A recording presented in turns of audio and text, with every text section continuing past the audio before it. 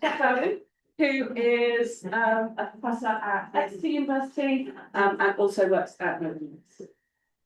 Yeah, thanks very much for inviting me, Eleanor, and the organising committee. It's a real pleasure to be back in Bristol to have this international conference of this quality right on my doorstep, and to come back to Bristol, you know, a place that was so important in my own career journey. I worked here at the IU for several years before moving on to Exeter.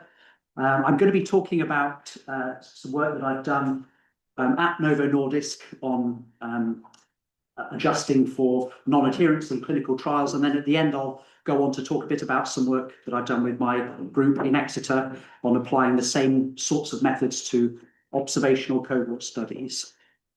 Here is a quick disclaimer as well. I'm here with my university hat on today. Okay, so yeah, the background to this talk is about obesity and weight loss. You know, obesity is recognized as one of the most serious health issues of the 21st century. Ideally, people could maintain a healthy body weight with a healthy lifestyle, balanced diet, plenty of physical exercise. But this is much easier for some people than others. Many cultural and socioeconomic factors, even genetics, comes into play to make it harder for some people compared to others to maintain a healthy weight. And so surgical options and pharmaceutical treatments are becoming increasingly important in this area. So semaglutide was originally developed as a drug for diabetes to sort of maintain glycemic control, but people quickly recognized that it had a really big impact on weight loss. So that led to it being licensed as a treatment for obesity. A pivotal trial in this was the STEP 1 trial. It randomized just under 2,000 adults with a BMI over 30 or 27 with some comorbidities to receive either semaglutide or a sham placebo. The final weight loss, the final outcome was measured at 68 weeks after the initial randomization. And this is what the sort of main trial data looked like. Here is a plot of weight loss recorded at 12 time periods between week 2 and week 68 for the treatment and placebo group. At the end of the trial, there was a 14.9% reduction in body weight in the treatment arm and a 2.4% reduction in the placebo arm. But as with any trial that measures, does anything over a sustained period, some discontinuation was observed. So by week 68, about 31% in the placebo arm and 26% in the treatment arm had experienced a first discontinuation episode. And so that's what this plot is showing here, a trajectory of the proportion of people who discontinued. The primary intention to treat analysis ignored this under a so-called policy strategy in principles, the ICHE9 Estimands framework. But this talk is really about how you can use instrumental variable methods to go beyond an ITT analysis. And first of all, to sort of really try to understand that the causal relationship between adherence to treatment and treatment response. Okay, so before I get to the sort of full longitudinal data setting, I'll just start off with a simpler setting where we just think about an outcome measured at a single time point, say weight loss at week 68. Here in this causal diagram, R denotes randomization, Y is the outcome. And this is an idealized trial because we have perfect adherence, and therefore everybody who's randomized to receive the active drugs, semaglutide, takes the drug. And because of that, that's the only predictor of whether you take the treatment or not. Here I put in U being a set of unmeasured variables that predict the outcome, weight loss at week 68. But because of this perfect adherence, they don't predict whether you take the treatment or not. So there's no confounding in this idealized trial. And this diagram here, sort of in this diagram, randomization to treatment is an instrumental variable because it's independent of any confounders, and it only affects the outcome, weight loss at week 68, through influencing whether you take the treatment or not. But the magic of instrumental variables is that even when the adherence is imperfect, even when Post-randomization, people get randomized to receive semaglutide for 68 weeks, but they may stop after 26 weeks. The reasons why they stop could be confounded with their final weight loss. It doesn't matter for the IV approach. Randomization is still a valid instrument here. And yeah, the intention to treat ITT analysis is kind of rightly attains its status as the primary analysis in clinical trials for me, precisely because it's an instrumental variable. If there's no treatment effect, if the drug semaglutide didn't have any effect on weight loss compared to placebo, then weight loss at week 68 will be independent of randomized group. And so the ITT analysis is a valid test of a causal null hypothesis, that there's no treatment effect. And this is a key principle that's used also in IV methods when it comes to estimating the causal effect of treatment. Okay, so here is a slightly more complicated diagram, but essentially all I've done is I've stacked K of those simpler causal diagrams alongside each other. So here now we've got adherence. The adherence is represented by the variable A, and it's measured at K time points. We've got K outcomes, Y1 to YK. And again, the trial is idealized here in this DAG, because randomization is the only variable that predicts whether you adhere to treatment. We've got perfect adherence. So no other arrows go from R or go into A. So of course, that's not what we observed in the step 1 trial. Like most trials, there is some degree of non-adherence. And that leaves open the possibility that there could be some unmeasured variables that simultaneously predict adherence at a particular time point and the outcome at that time point. There could even be time-varying confounding. There could be adherence at time point 1 affecting a confounder of what you would hear at time point 2 and the outcome at time point 2. Okay, so I'm just gonna, yeah. Was semaglutide available in the control arm, or is it one-sided compliance there? Well, I'm gonna, the model I talk about will model compliance to treatment and to placebo. Right. So no, placebo wasn't, semaglutide wasn't available to anybody in the placebo arm. So there's no crossover, no contamination, as people might say. But yeah, so only, yeah, people. Yeah, okay. And the placebo is placebo. And placebo is a sham injection in this trial, yeah. Okay, so let's A bar K denote the full treatment history up to time K, and then we've got a potential outcome here, YK brackets 1, 0K. That represents the potential outcome for an individual at time point K if they're randomized to the treatment arm, but their adherence history is set to 0. So if you could sort of effectively remove all of that adherence, and would define a similar potential outcome for the placebo arm. So we've got the 0 here instead of a 1 in that first argument. The same idea. If we could set their placebo adherence to 0, and the sort of idea. Just make this go. Okay, sorry, yeah. So the idea of the methodology we're talking about is to transform the observed outcome under the observed adherence history to an adherence-free potential outcome. So we're taking the observed outcomes here. We want to subtract away a causal effect of treatment and a causal placebo effect to get these adherence-free outcomes in the two arms. And if we do this correctly, then those two adherence-free outcomes should equal each other on average across the treatment arms for all time points from little k equals 1 up to 12 here. That's the sort of that's the final time point at week 68.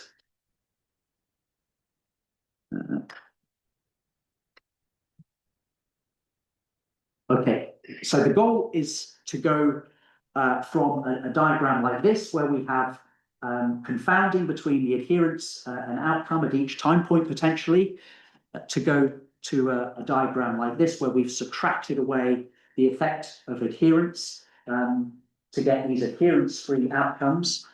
And under this diagram, once we've subtracted away the effect of adherence, then randomization then should be independent of those adherence-free outcomes. And this really are the sort of series of moment conditions that we exploit to estimate the parameters of the causal model. Okay, so yeah, just to go into a bit more detail about the modeling framework, we've got these two parameters, delta Kj and gamma Kj. Delta Kj denotes the effect of being adherent to the treatment at time point J on your outcome at time point K, where J is less than or equal to K. And delta gamma K represents the equivalent parameter in the placebo arm. So the sort of structural mean model that we define here is the sort of quantifies the difference between the mean observed outcome in each treatment arm under the observed adherence history, and we subtract then the adherence-free outcome, and then on the right-hand side, we want that to be allowed to depend on the full adherence history at all time points up to time point K. So we could estimate 12 parameters in our causal model because we've got 12 time points and we've got 12 moment conditions, but we opt for a much more parsimonious model where we just have 3 parameters.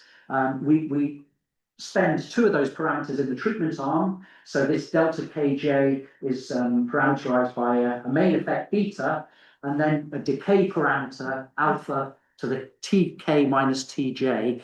And so that's this alpha term sort of is a scale factor that says how much does the effect of being adherent at an earlier time point J on your weight loss at time point K, how much does that diminish? Well, this alpha parameter is typically less than 1, and then these might be defined in weeks. So we've got a sort of we're raising something to the power of 1 to a higher power, and we get a sort of scaling back in the effect. Now, in the placebo one, we had a much simpler model where we just assumed that there was only an effect of adherence to placebo at the specific point that you take it on the weight that you on your weight loss at that specific point in time. So a less sophisticated model. So here is what delta 1 represents in the treatment arm, this direct effect of being adherent at time point 1 on the outcome at time point 1.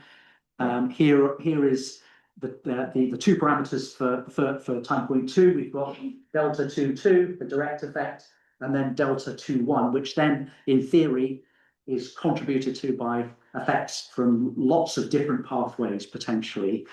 Now, yeah, if alpha is less than 1, then we have this sort of implied constraint that the effect of being adherent to an earlier time point on your weight loss at a current time point has to be less than the sort of most immediate effect. So that's sort of baked in to the model. Just to give again a bit more intuition as to what this looks like, here is a plot that sort of takes 2 patients, one in the treatment arm and one in the placebo arm, and sort of uses them to proxy for the whole arm itself.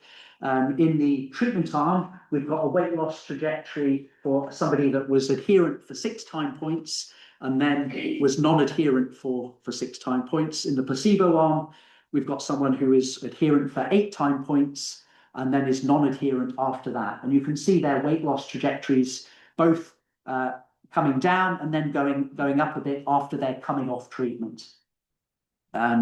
So yeah, a major strength of this approach, which isn't shared by all methods that analyze this sort of longitudinal data, is that it can include data on people regardless of whether they're on or off treatment. At each time point, we simply are able to subtract away the cumulative effect of their adherence to treatment, even if they haven't taken treatment for a few weeks, to try and sort of transform everyone's their weight loss back to some adherence-free level and make those equal across randomized group. So yeah, the hypothetical estimands that we focused on after building these models were as follows. So we first of all defined a causal contrast in the treatment group. So this is the causal mean difference under full SEMA adherence versus zero SEMA adherence over 68 weeks in the treatment arm, the difference between those two potential outcomes. And then we've got also a causal contrast in the placebo arm, the weight loss under full adherence to placebo versus zero adherence. So these are valid within arm causal contrast, but what we focus on mainly is the difference between those two. And some people call it a hypothetical estimand or a full adherence estimand or an efficacy estimand. So that's sort of what we focused on. I'm just thinking I may come back to this slide just in the interests of time if someone wants to hear about this, how this differs from the mixed model for repeated measures method, because I know I'm going to be cutting it fine. Okay, so here are the results we got when analysing the step 1 trial data. So here we have this sort of alpha decay parameter estimated to be just less than 1. We have a beta main effect parameter, which is sort of saying that at each visit being fully adherent means that you lose about 1.6% of your body weight. And from those parameters, the gamma parameters, we're able to construct these causal contrasts as follows. One nice thing about this modelling is that it allows you to decompose the total weight loss predicted under full adherence at week 68 into sort of its constituent components about how important adherence was at each time point. So the treatment arm causal contrast here under comparing full adherence to no adherence is a difference in body weight of 16.33%.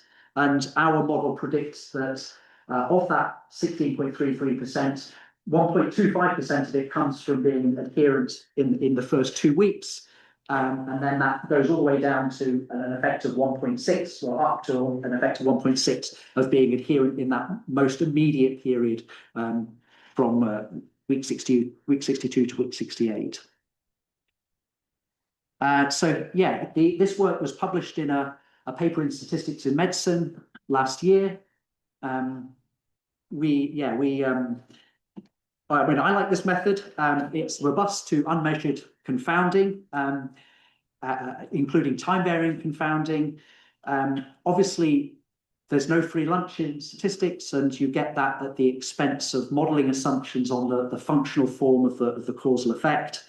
The approach is guaranteed to deliver valid inferences under the null hypothesis of no treatment effect because of this very deep connection with ITT analysis. And again, that property isn't shared with all methods that analyze these sorts of data.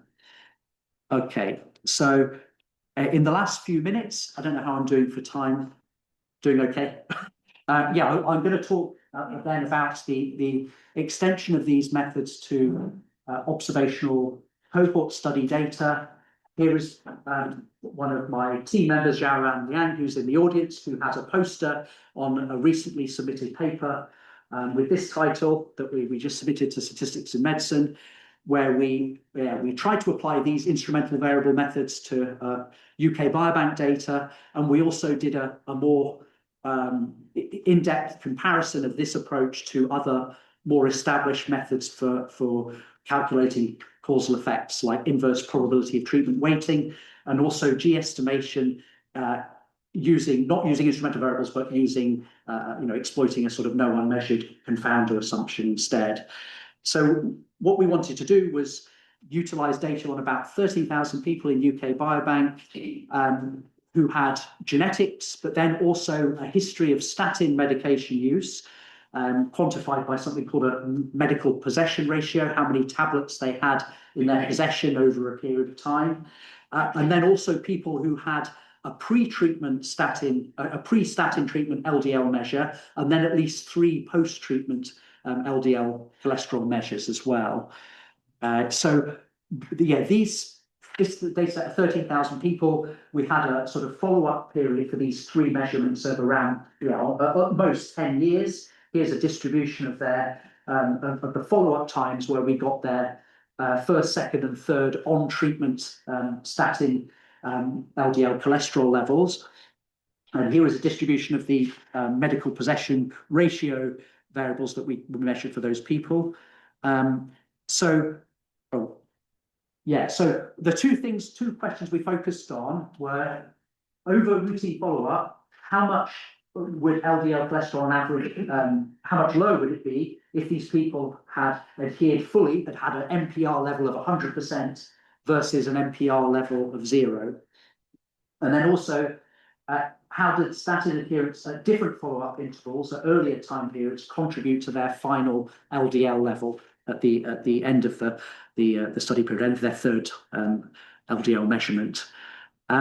So we didn't have randomization, obviously, in this observational study, but what we do have is genetics, and we only have this sort of follow-up, this adherence measure and follow-up data for people who are on statin medication. So our analysis for this observational data focus only on people who are on statin medication, and instead of randomization as the instrument, we tried to use genetics. Specifically, we tried to use a 31 SNP pharmacogenetic score for statin adherence. And we tried to sort of analyze the data under this sort of causal modeling framework. So we're conditioning on being treated, but we're trying to use a genetic variant that doesn't predict whether you start statin treatment, but does predict how adherent you are to treatment because of predicting how well you can metabolize the treatment, predicting to a very small degree also, sort of some common symptoms of statin medication that might be muscle pain. So we sort of try to do the analysis using a genetic instrument instead under this framework. So here are some results showing the hypothetical estimand in this context, the effect of being fully adherent to statin at an NPR of 100% versus 0 over the 3 time points for the IV method here shown in purple, and then 3 comparator methods that do a sort of explicit confounder adjustment instead, inverse probability of treatment weighting, etc. We got very different estimates actually for our IV approach that we feel in our heart are potentially more plausible in terms of what has been noted in clinical trials for being in terms of what's possible in terms of LDL cholesterol lowering effects of taking these treatments. But we had a very, very weak instrument in this setting. And so I haven't shown confidence intervals for the IV estimates here because they're very, very wide. We're hoping in the future that when our future health data is fully available, we're going to have a data set about 10 times as large to do this same analysis on. So we're really looking forward to repeating this analysis where we've got more power to do the IV analysis in particular. So yeah, if you have time, go and find out more about this particular bit of work from Zhao Ran and her poster at lunch. Okay, so thank you very much. That's the end of my talk. I'm happy to take questions.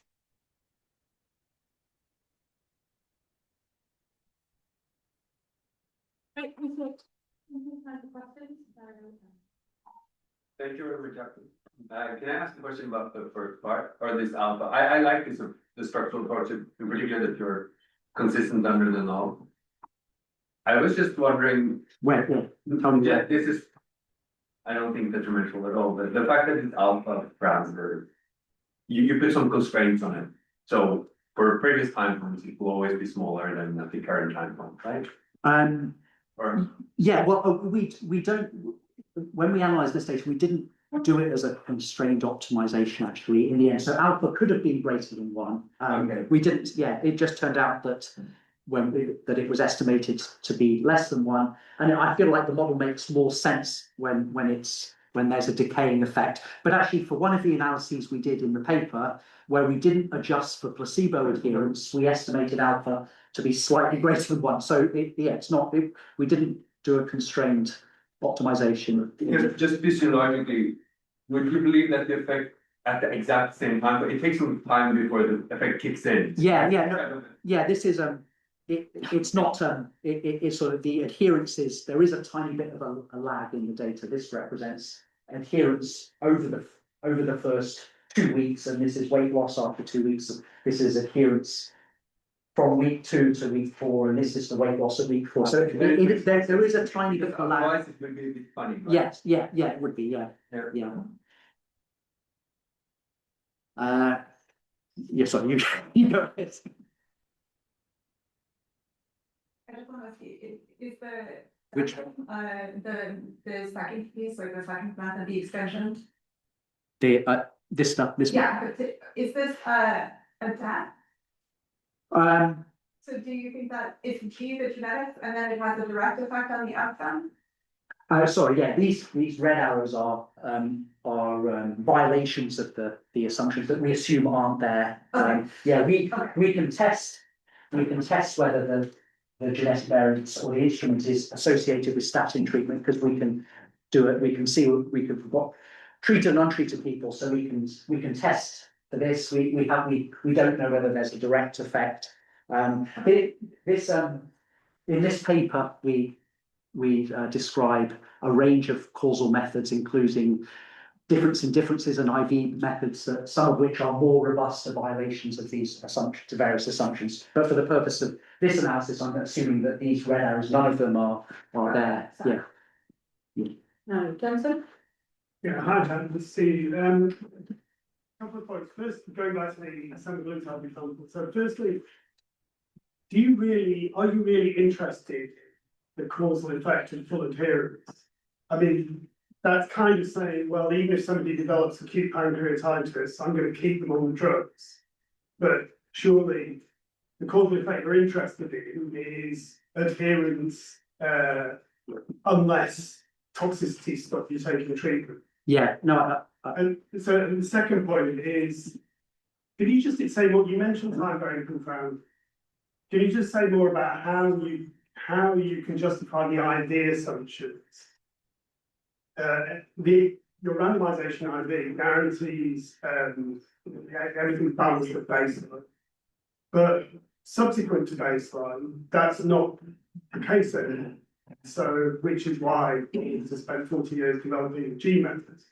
So, given that you can't guarantee balance or beyond chance after baseline, how do you justify the ID assumptions after baseline? Yeah. Okay. Yeah. So to address the first question, absolutely. If there are,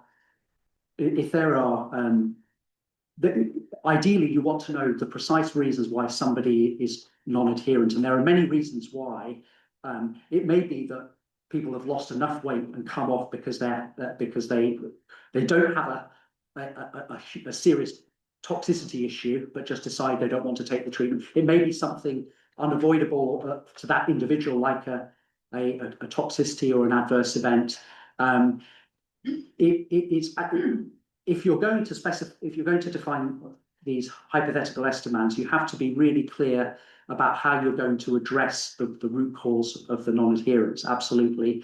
One of the things that is being done and has been done with these weight loss drugs is to think much harder about exactly how to titrate people up to the maximum dose, including lengthening the titration period. And people have shown dramatic increases in the levels of adherence by slightly tweaking how the titration is done, and that's absolutely key. So yeah, these methods give you a way of sort of, I suppose, quantifying the full potential of the treatment if people could fully adhere. But I absolutely take your point that some of that adherence may be always unavoidable or unattainable. So yeah, with the second question, how can I say this method is robust to time varying confounding? Well, I think the way that if you sort of if you go from a diagram like this to subtracting at the same time the effect of someone's complete adherence history, then you're removing. So to create this adherence-free outcome here, I've removed actually a direct effect, an effect via the weight loss at time point 1. I've also removed an effect via a time varying confounder here. So effectively, to go from this to this, I can subtract it all away and say that I'm robust to time varying confounding, but there's an assumption that the total effect, so the total effect that could include maybe this this one here, the total effect that includes a path via a potential unmeasured confounder. All of those total effects are consistent with the parametric model that I've described. So they all get subsumed into that model. So that, yeah, so. Can I follow up on you? Thanks for the talk. I just wanted to ask something to clarify. I think you mentioned placebos don't adhere. I was just curious what that means in the context of your clinical trial, because I guess if you never can get the. No, yeah, but there is definitely an effect of being adherent to placebo in terms of staying engaged in the trial. So everyone in the trial committed to sticking to a period of diet and exercise alongside receiving either the semaglutide or the sham placebo. And so once people come off treatment, there is a sort of a tendency, I think, to disengage from the whole process of including the diet and exercise component. So there is definitely a placebo effect we wanted to adjust for. So just to clarify, so in a placebo arm, people can non-adhere by simply not taking the shot. Yeah. So, but they continue to come and have their weight measured at all of the time points. Some people do. Some people, very small proportion of people, dropped out completely, but a lot of people stopped taking the sham placebo and continue to be monitored. Yeah. Yeah, just a small follow-up question. So actually, you've got more than 2 treatment levels, right? You've got treated, like you take the drug, and the control arm, like you do not take the drug, but a sham injection, and you completely drop out or you do not follow any instruction. So actually, there are 3 treatment levels. Is that interpretation correct? Yeah, I guess we've got sort of. Yeah, we've got the treatment effect, we've got the placebo effect, and we felt that you have to extract both effects, effect of placebo adherence and the effect of treatment adherence to treatment, to get these adherence-free outcomes. And it's only these that are, at the sort of ideally the things we want to compare across the 2 arms. And yeah. But here it's just like 2 levels, right? Like in your analysis, you just consider being not adhere to let's say sham injection equivalent to sham injection. Adherence was a binary variable here. So that's the thing I would ask. Yeah, no, we in follow-up work we're extending these models to account for the dose that the drug people are taking. That's sort of the direction that we want to go to model it in a more sophisticated way. Yeah, because I see. I mean, the thing is, if you are like forcing this 3-level treatment to a 2-level treatment, you're going to make some extra cost assumptions, both related to consistency and related to like exclusion restriction things. So how did you justify this extra assumption in your start method? Well, I feel like with modeling a placebo effect is if we just subtracted away the effect of adherence in the treatment arm to get an adherence-free outcome, we could have just equated that to the placebo arm weight loss under any level of adherence. So we do that in the paper. That was our hypothetical estimand 1. Hypothetical estimand 2 was explicitly modeling placebo adherence and then making this assumption instead. So I feel like it's more justifiable to say that this mean potential outcome is going to be equal to this mean potential outcome. There was a question at the back. Hi, Jack. Hi. I had a question about the interpretation of the result from this analysis. The alpha is like 0.995 or something. Yeah. Isn't that a bit strange? That seems to indicate that kind of take this drug and it has almost a permanent effect on your. Well, the fact that decay parameter is so close to 1 has to be understood in the context that we're raising it to very high powers. So we're sort of saying the effect of being adherent at week 2 on your weight loss at week 68 is 0.99 raised to the power of 68 minus 2, so to the power of 66. So that 0.99 comes down quite a long way then. Yeah, so that we're raising the alpha to some high powers to. How we got on this month? No, yeah, I mean, there is a choice you have to make about how to model time, yeah, and, yeah. Fair knowledge, yeah. So I think Jonathan's question is about the dynamic regimes. It shouldn't be difficult for you to include, right? Because you presumably have information about when people have a severe side effect like pancreatitis, and that's just a time varying measure covariant. And you can Yeah, dynamic with respect to that. Yeah, I think for this trial, there wasn't really detailed information about adherence, but there is potentially available for some of the latest trials that. Do you see, so related to that, do you see a big difference in adherence in the placebo and the treatment arm? Well, yeah, I think it was a difference between 31% and 26%. It's quite low adherence actually. Or that's the percentage of non-adherence maybe. Well, yeah, that's somebody who's experienced at least one discontinuation episode. It could have been they were non-adherent for one time point only and then went back on. But it's a good point because if you analyze the data under using say a mixed model for repeated measures, then often you would throw away all of those people. Yeah. After the point that they discontinued. So you are throwing away a lot of data potentially if you analyze it that way. This approach, you include as much data as possible on individuals' weight loss, regardless of whether they're on or off treatment. So, yeah. I'm interested in this comparison with the mixed models. Is that what people, so I would think like Jonathan was saying that you use maybe time varying inverse probability weighting for adjustment. And for me, also like that would be the alternative, but is in a kind of pharma community, are they using mixed models and how Yes. get the causal? I bet Kelly can understand what's exactly the details of or Rian or anyone in this room. But here is a plot I tried to produce to illustrate the difference between the IV approach and the more traditional approach.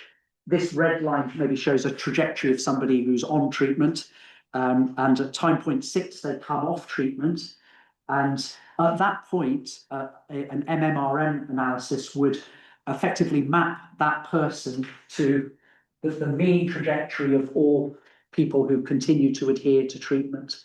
And how do they deal with time varying reform? Well, I think via adjustment, yeah, sort of. And what are the restrictions on the individual level effect? I mean, I don't understand this models. What was it the parameter? The MMRM? No, I'm criticizing the MMRM. But Yeah, no, I know. Yeah, no, I wouldn't be. I don't think I know. No.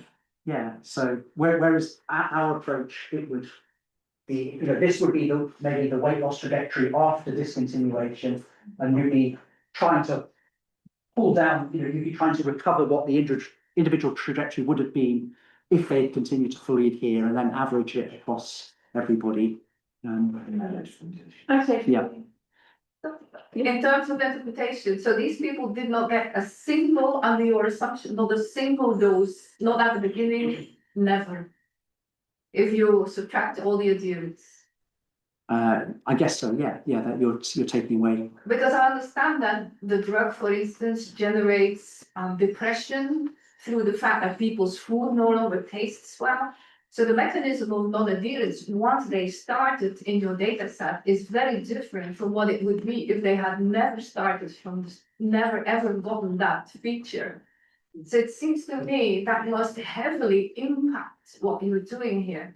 And also, of course, on the other arm, if they stop the shots, it's probably in part driven by the fact that they see that their weight is not helped by it.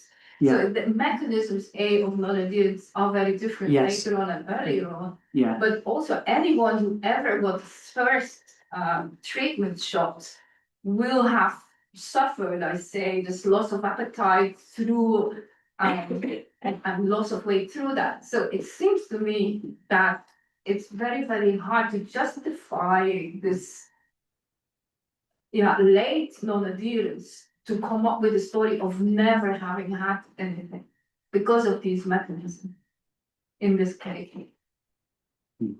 Yeah. I agree. Let's try to work together to come up with a method that does a better job.